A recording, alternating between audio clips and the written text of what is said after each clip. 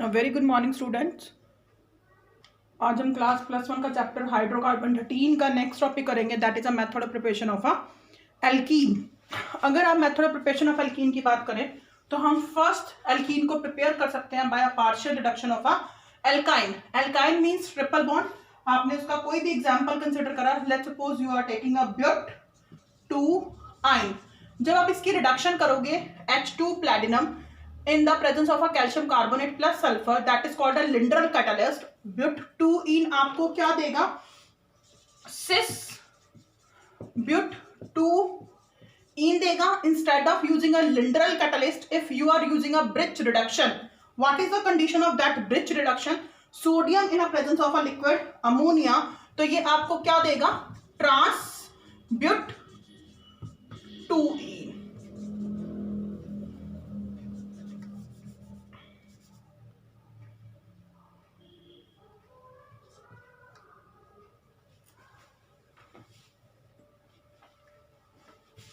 This is a trans but2ene। अब बेटा सिस और ट्रांस में क्या डिफरेंस है? अगर आप देखो इनके फॉर्मूले, तो जब सेम ग्रुप सेम साइड होते हैं that is called a cis conformation, और जब ग्रुप अपोजिट साइड होते हैं, इसमें अगर आप देखो तो CH3 डायगोनली है एक दूसरे के, H भी डायगोनली है, तो this is called a transformation. तो but2ene की जब हम पार्शियल रिडक्शन करते हैं under a different conditions, it give a two isomer, one is a cis और second one is the trans. Second method of preparation of alkene की बात करें तो हम एल्कीन को किससे प्रिपेयर कर सकते हैं? From hello alkene. अब हेलो एल्कीन का जनरल फॉर्मूला आपको पता है क्या है? RX। जब आप RX की reaction in the presence of a QH alcoholic potassium hydroxide की प्रेजेंस में इसको 353 टू 363 केल्विन पर रिएक्ट कराते हो तो क्या बन जाएगा आपके पास? एल्कीन। एल्कीन मतलब यहां पर जो R होगा उस R के साथ क्या होगा आपके पास? डबल बॉन्ड आ जाएगा। जैसे लेट्स सपोज इस RX को हम कोई भी एक एग्जांपल, क्योंकि अगर मैं R लिखूंगी तो बेटा उसके साथ डबल बॉन्ड आपको समझ नहीं आएगा, तो RX की जगह आप कोई भी एक कार्बन की चेन कंसिडर कर सकते हो। लेट्स सपोज मैंने ये कंसिडर कर लिया, this is a आइडो ethane. आइडो ethane की जब हम रिएक्शन अल्कोहलिक KOH के साथ कराएंगे एट 353 टू 363 केल्विन, तो क्या होगा बेटा? यहां से H रिमूव होके K के साथ चला जाएगा, KI निकल गया, प्लस जो OH था यहां से H, CH3 में से H ले लेगा और क्या बना देगा? H2O। अगर आप देखोगे तो यहां पर क्या रह गया? CH2, और इधर क्या है? CH2, और इनके बीच में क्या आ जाएगा? Double bond. तो क्या बन गया? इथीन। इथीन क्या है? एक एल्कीन है जो किससे बना है? From the halo alkane. General formula हमने हेलो एल्केन लिया है, तो हम कह सकते हैं इस रिएक्शन को this is a dehydrohalogenation. This reaction is called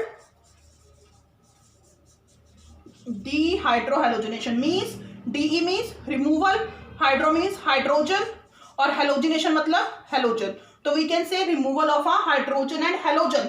तो अगर आप हेलो एल्केन में से देखो, आपने हेलोजन को भी रिमूव करा है और हाइड्रोजन को भी रिमूव करा है, दोनों को रिमूव करा है, तो आप इस रिएक्शन को क्या बोल सकते हो बेटा? डीहाइड्रोहेलोजिनेशन बोल सकते हैं। जब हम हेलो एल्केन में की डीहाइड्रोहेलोजिनेशन करेंगे तो उसके बाद क्या फॉर्म्ड हो जाएगा? एल्कीन। नेक्स्ट देखो बेटा, next third method of preparation of alkene क्या है?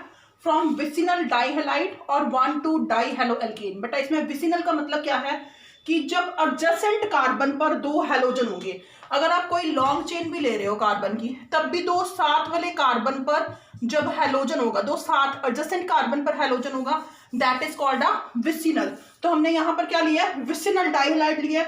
इसमें अगर आप लॉन्ग चेन देखो तो दो कार्बन की है, 1 2, फर्स्ट और 2 पे ब्रोमीन ग्रुप लगा हुआ है, और ब्रोमीन क्या है? प्रीफिक्स, तो इसका नाम क्या होगा बेटा? 1,2 डाइब्रोमो इथेन। जब आप इसकी रिएक्शन जिंक के साथ कराते हो इन the presence of a methanol और उसको हीट करते हो, that delta is the symbol of a heat, और CH3OH क्या होता है बेटा? मिथेनॉल। तो क्या होगा? इसमें से डीहेलोजिनेशन होगा। देखो मैंने यहाँ पे लिखा है डीहेलोजिनेशन। डीहेलोजिनेशन, DE मतलब रिमूवल, हेलोजिनेशन मतलब हेलोजन। हेलोजन किस फॉर्म में एग्जिस्ट करता है? X2 की फॉर्म में, मतलब दोनों हेलोजन हैलोजन बाहर निकलेंगे। अगर आप रिएक्टेंट देखो तो रिएक्टेंट में 2 ही हैलोजन है, वो दोनों के दोनों हैलोजन बाहर निकल जाएंगे। एक Br पर नेगेटिव आता है, Zn पर 2 पॉजिटिव आता है, तो 2 पॉजिटिव है तो 2 हैलोजन जुड़ने हैं ना इसके साथ, तभी हमने बोला है कि इस रिएक्शन में से हैलोजन बाहर निकलेगा। तो ZnBr2 बाहर निकल जाएगा बेटा, और यहां पर CH2 डबल बॉन्ड बीच में आ जाएगा, तो क्या बन जाएगा? इथीन। इस रिएक्शन का नाम क्या है? डीहैलोजिनेशन। और from vicinal dihalide we can formed a alkene. Fourth क्या है बेटा? Method of preparation from monohydric alcohol.